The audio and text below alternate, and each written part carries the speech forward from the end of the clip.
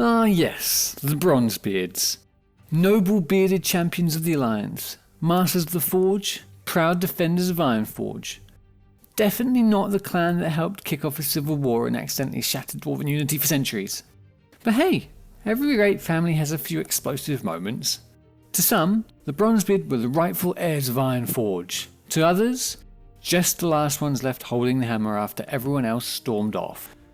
When the War of the Three Hammers split the mountain in three, the Bronzebeards didn't claim victory, they claimed vacancy. Was it clever politics? Was it a quiet coup? It was definitely a coup. Either way, what came next would reshape Dwarven history. This is the rise, the rule, and the very suspicious coronation of the most famous Dwarven clan in Warcraft, the Bronzebeards. Welcome to Dwarfhearth.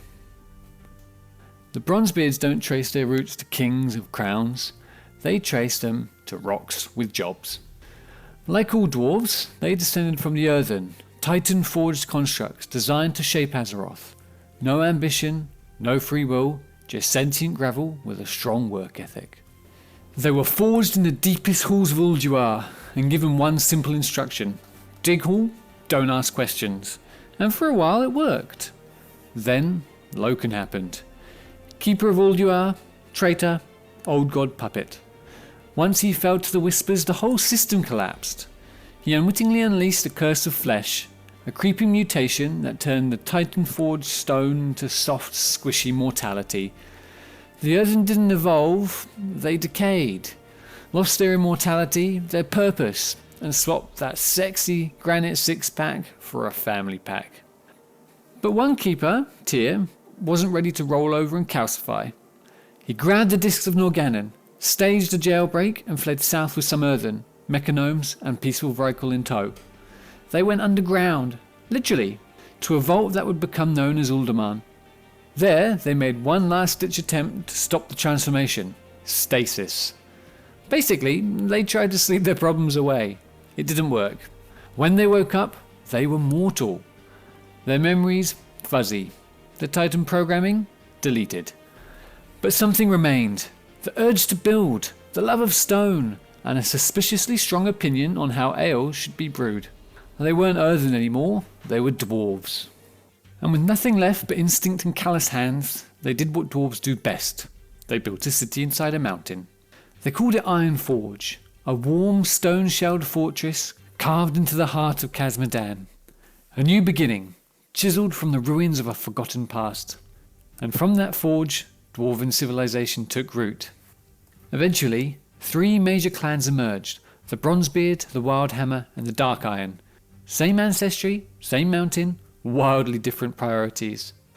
The Bronzebeards, they started small, known for their discipline, their craftsmanship, and their ability not to pick a fight with every relative at the dinner table. They weren't kings yet, but they were watching and learning. Then came Aegrim Bronzebeard, not just a Thane, a legacy builder, a warrior who could read a battlefield and a council chamber, a traditionalist who understood that the best way to shape the future was with a hammer and a well-drafted constitution. Under his leadership, the Bronzebeards sharpened their edge, their smiths became masters, their warriors drilled like clockwork, and their role in Ironforge shifted, from respected artisans to maybe these lads should be running things. Aegrim's rule? Straight up Golden Age material. The great forge burned hotter, the anvils rang louder, and apparently dwarves back then could hold their stone form longer, because the ancestors obviously did everything better. Some say it was a sign of their closeness to the Titans, others say it was just better posture. Either way, Aegrim had it all: grit, wisdom, and just enough humility not to be insufferable about it. He laid the foundation, his son Madoran would build on it, and his grandson Magni, he'd inherit the mountain itself. Today, if you dig deep enough into old Ironforge, you'll find Aegrim's study, still preserved, still silent, a sealed vault of relics, memories, and a faint aura of back in my day. It's not flashy, but it's telling. This wasn't just a clan anymore, it was the beginning of a kingdom. And honestly, I think it's awesome that Blizzard tucked this little vault of Dwarven legacy into the game. Quiet, easy to miss, but unforgettable once you find it. Next in line, Madoran Bronzebeard, son of Aegrim, and possibly the most important dwarf you've never heard of. While High King Modimus Anvilmar still sat on the throne, Madoran ran the Bronzebeards like a well-oiled siege engine. Disciplined, pragmatic, and just ambitious enough to avoid getting called out for it. He didn't wear a crown, but he might as well have. Under Madoran, the Bronzebeards tightened their grip on Ironforge, expanding the city, reinforcing the forges, and turning industry into influence. Quietly, efficiently. Like a dwarf filing the edge of a warhammer until it's ready to swing. But not everyone was thrilled with the Bronzebeard's influence. The Wildhammers, always a little too fond of sky and storm, started to get twitchy in the deep halls. And the Dark Irons, obsessed with secrets, shadows, and definitely up to something magical side projects. Then, Anvilmar died. No declared heir, no plan, no unity. Just 3 clans staring at each other across a kingdom full of unspoken tension and very sharp axes. What followed was the War of the Three Hammers, a full-blown dwarven civil war that turned Ironforge into a political forge fire. When the ash settled, the Wildhammers flew north to Grimbatol, and the Dark Irons crawled south to nurse a grudge, and the Bronzebeards stayed put. Madoran took the throne. No coronation written about, no grand claim, just one clan left standing in the ruins of unity. It wasn't conquest, it was consolidation. It wasn't theft, it was opportunity. From that point on, Bronzebeard was Ironforge. Calling them Ironforge Dwarf was just easier. Hell, even Blizzard started doing it. The names became interchangeable. Their banner flew above the gates. Their values became law. And for most of Azeroth, that's just what dwarves were now. And look, I just want to say, pretty sure this is what we call usurpation. The official story, Anvilmar died without an heir. The inconvenient detail, he had a son. 2 actually. Literal potential heirs. One of whom you can still quest with in World of Warcraft. Blizzard even made a miniature of him. But apparently, he was cool with being offered a comfy seat on the Bronzebeard Council instead of, his dad's throne. Sure, totally fine. Nothing suspicious about that at all. Anyway, moving on. The War of the Three Hammers wasn't just a power struggle. It was a breaking of a people. What started as a royal succession crisis turned into exile, bitterness, and the kind of deep-rooted mistrust that makes dwarves avoid eye contact for centuries. With the Bronzebeards holding Ironforge, the other 2 clans were shown the door. Politely, of course. The Wildhammer clan head north, where they carved out a new home in the peaks of Grimbatol. There, they built anew in isolation. But what followed would change them forever. The Dark Irons, their story gets hotter.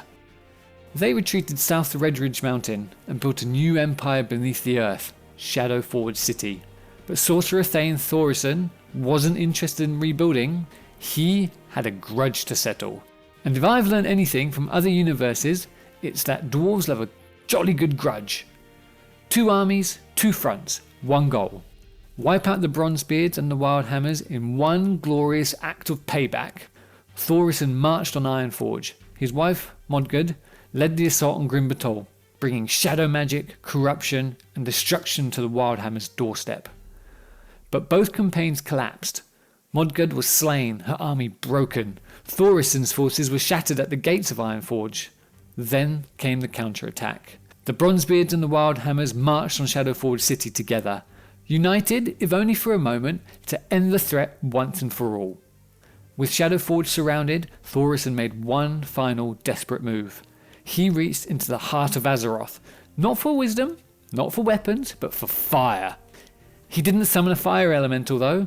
He summoned the Fire Lord, Ragnaros. The explosion tore Shadowforge apart. Thorison was incinerated, and the Dark Iron clans were left in chains, slaves to a being of molten hatred beneath Blackrock Mountain.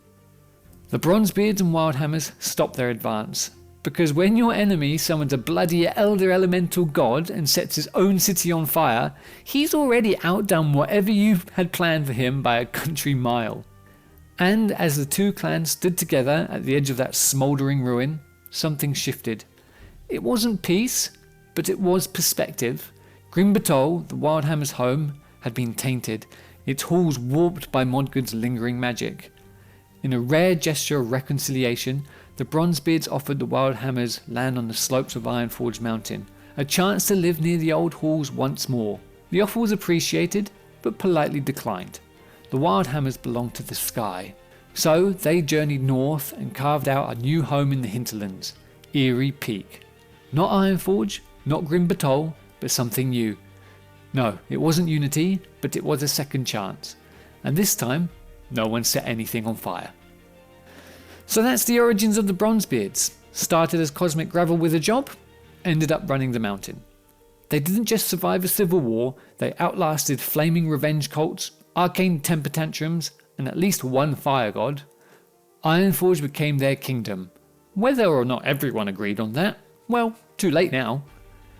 But this is just the prologue, because though Madoran was hot stuff right now, following his passing he would leave behind more than a legacy.